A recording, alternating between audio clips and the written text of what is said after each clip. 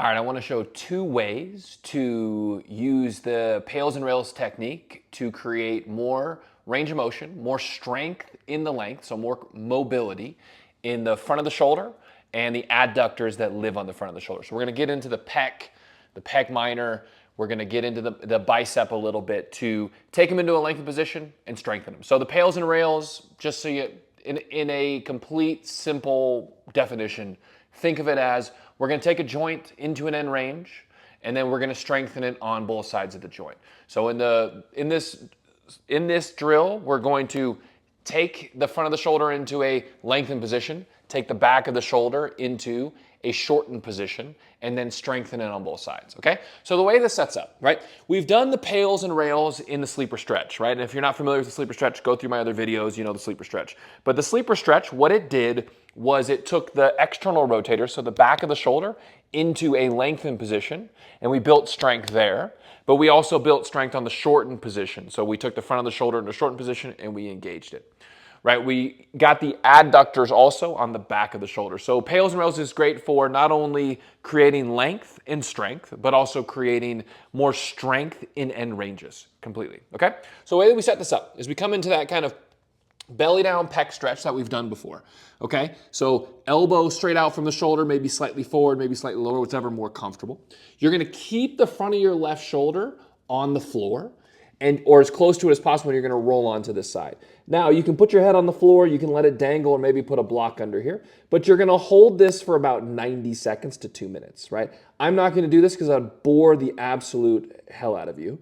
So I'm just gonna pretend, imagine I've been here for 90 seconds. But the front of my shoulder, so my pec minor, my pec major, my bicep, all that, the front of the deltoid, those are all now in a lengthened position. And the muscles on the back of the shoulder here, those muscles are in a shortened position, but they're both in end ranges. I want you to remember that. So it's been 2 minutes. What am I gonna do?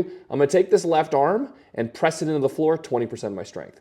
So now the muscles on the front of the shoulder, they're getting stronger in this lengthened position. Then I'm gonna bump it to 40, and then 60%. Take a breath in, and then as close to 100% as I can, I'm gonna press the left forearm into the floor as if I'm trying to dent the floor underneath me. So I'm gonna hold this for 10 seconds. This is as hard as I can. I'm gonna press down, I'm gonna press down, I'm gonna press down, I'm gonna press down. And then for 3, 2, I'm not gonna move my body. 1, I'm gonna try to now pick the arm off the floor. So it's almost as if I'm trying to do this, but it's not gonna lift because I'm gonna stay in this end range.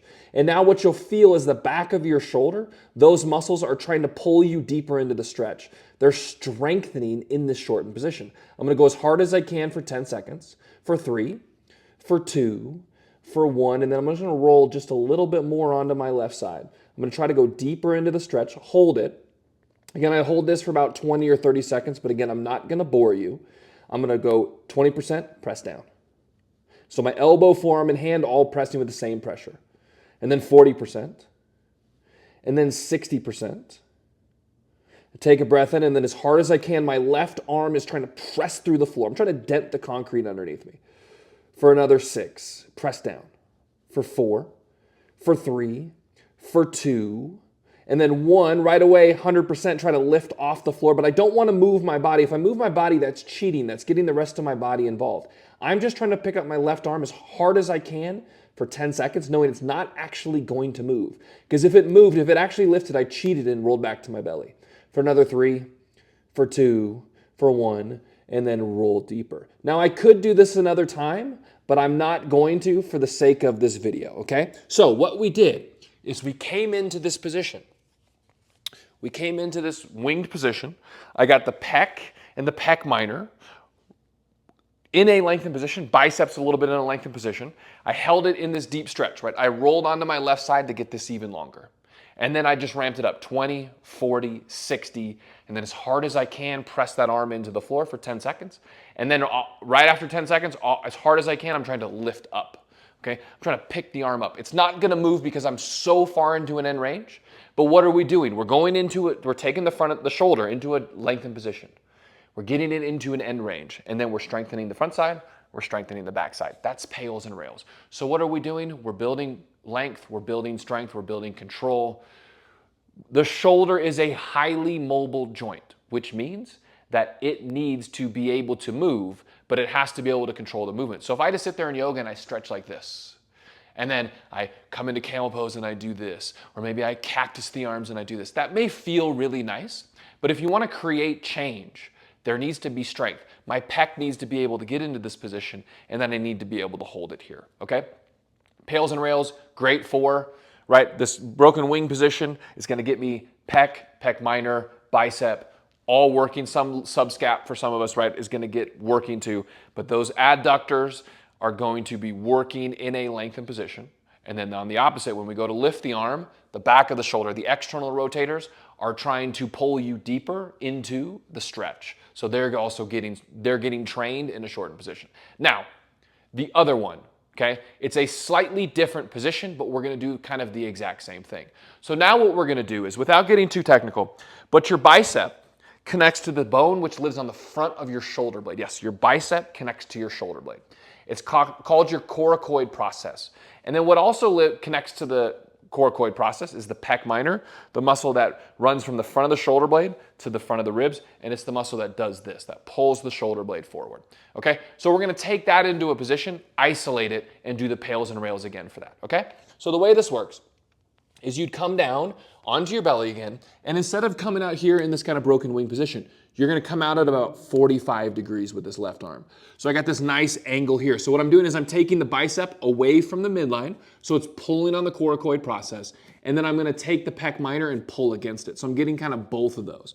So I would roll onto my left side, and where you should feel this again is right about here. Okay, right about here. Because your pec minor, again, runs from the front of your shoulder blade down to the first couple ribs and attaches here, lives under this big, right, the big breast muscle, right, the pec major, at least hopefully it's big, right? So we're here, right? We're here. It's big by strong is what I want to say, okay? Big by strong. So we're going to take this. It's going to pull the bicep, which is connected, and then it's going to pull the pec minor. It's going to pull both of those and get a nice stretch to the front. And then we're going to do the pails and rails technique. Again, ideally in a pails and rails contraction, we want to hold this stretch for 90 seconds. I'm trying to keep the front of my chest onto the floor, the left side of my chest on the floor. And then imagine again, I've been here for 20 seconds. I'm just going to press my whole left arm in, 20% of my strength. And then 40% of my strength. And then 60% of my strength. Take a breath in. And then as hard as I can, press through the floor for 10 seconds, knowing I'm only having to do a max rep for 10 seconds. I'm pressing, I'm shaking, I'm hating this. This is all normal thoughts. For 4, for 3, for 2, I'm not going to move my body because that would be cheating. For 1, I'm just going to try to pick my left arm off the floor. It's not actually going to lift because I'm in such an end range. So now the back of my shoulder, right, is getting work trying to lift the arm off the floor. For 4, for 3, for 2, and 1, relax the arm, roll deeper into the stretch. And then you can do that 2 or 3 more times, okay? I'm not gonna show it, you've seen it enough.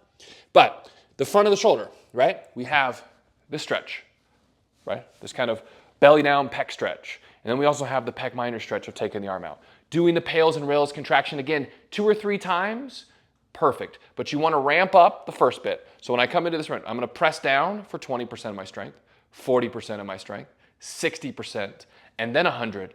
And then after 10 seconds, right away, I'm pulling back as hard as I can for 10 seconds, okay? And then I'm gonna roll deeper into the stretch, do it again, maybe 2 or 3 more times, okay? Give it a try. I'm gonna tell you right now, this is the best thing we can do for the shoulder is to strengthen it and mobilize it. Just stretching the front of the shoulder, not the best thing for you, right? We wanna make sure that whatever range of motion we create in the shoulder, that we can use it because it doesn't have the natural stability that the hip does in terms of bone structure, in terms of, right, more stiffness, more rigidity in the hip. The shoulder doesn't have that because it's designed to do a little bit more. So we need to make sure that we allow for that to happen, but that we can control it, okay? Give it a shot. Let me know what you think.